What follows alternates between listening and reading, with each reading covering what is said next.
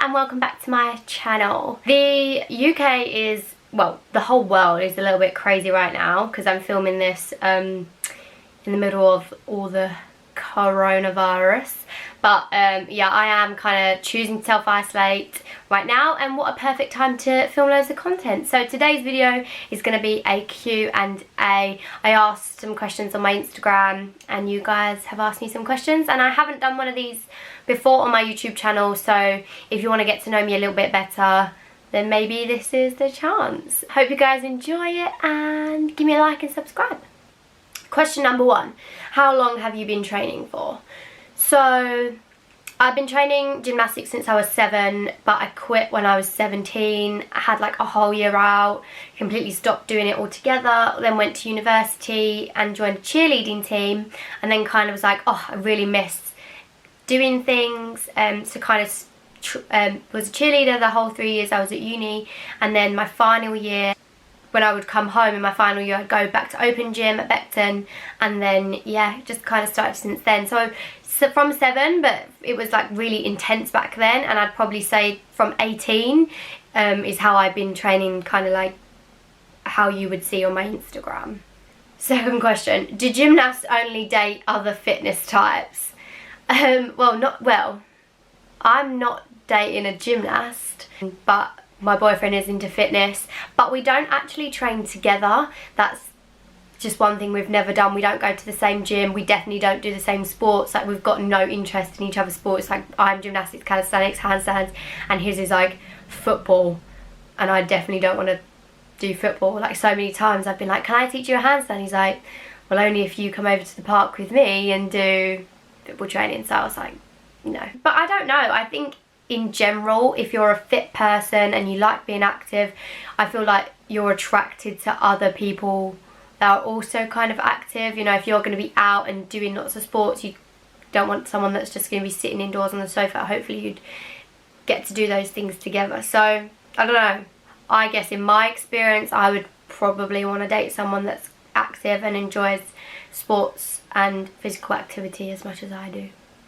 Oh, next question is how to cut off toxic friends. I don't think I've ever had real toxic friendships, but I definitely have been a victim of putting way too much energy into friendships with people that don't either give that energy back, don't really care about me, or just aren't a very good friend. And especially as I've got older, I've been much happier with a smaller circle of friends that I can trust and rely on than a large group of friends that might be saying negative things about me behind my back. And I'm just not too fussed about it anymore. But when I was a little bit younger, I definitely worried so much about keeping my friends happy and what my friends are thinking of me and stuff like that.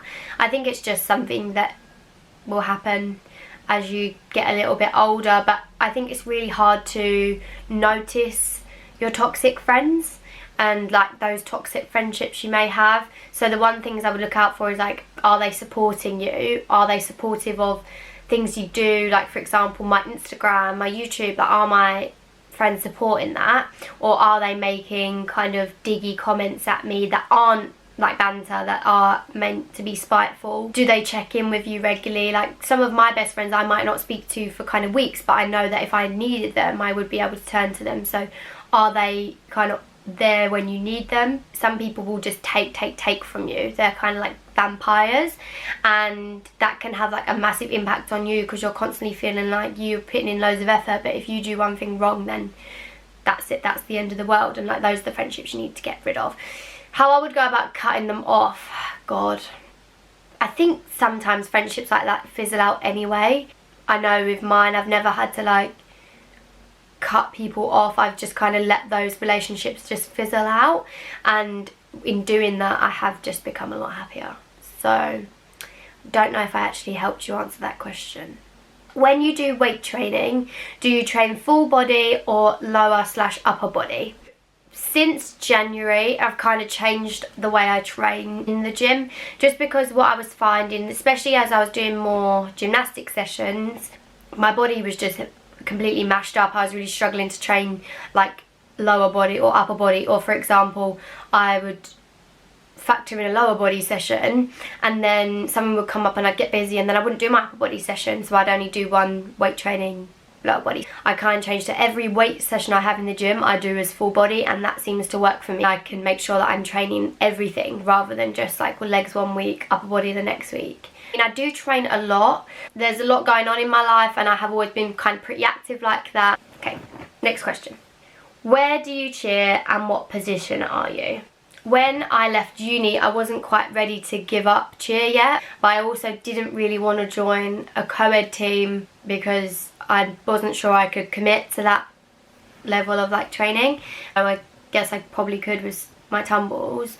I just wasn't sure if I wanted to commit to that. So one of the girls that was on my cheer team at uni told me about her cheer team that she used to be on back home. They're called RTT, and so I went for a tryout with them, and like they're a really nice group of girls and I really get on with them really well, so I decided to join. We were level 4 last season and now we're level 5, which is really fun because I get to do twists and stuff on the floor, and we just had our last competition. We had a competition on Sunday where we came second. I didn't actually get to do the first comp because I was on a hen do, and I'm not 100% sure what's going to be happening with the competitions that we have planned in the future because of everything that's going on right now. What position am I? So mainly I tumble because I've kind of got full twists and things like that, but I also sometimes fly. I'm like one of the oldest there now, and obviously I'm not very big, but I am bigger compared to like 13-year-olds, so I mainly fly the baskets